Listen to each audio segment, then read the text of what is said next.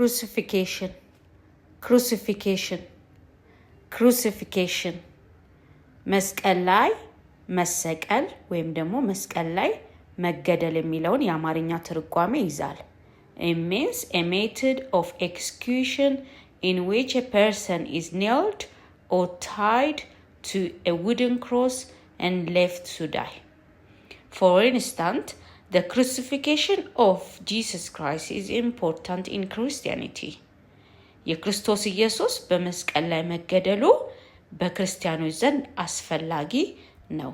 An additional example, Christianity believes that Jesus was crucified to save humanity from our sin. Resurrection resurrection resurrection ከሞት በኋላ ህይወት ወይም ትንሣኤ የሚለውን ትርጓሜ ይዛል።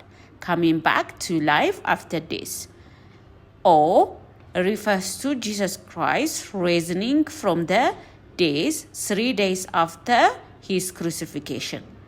For example, the story talks about life after resurrection.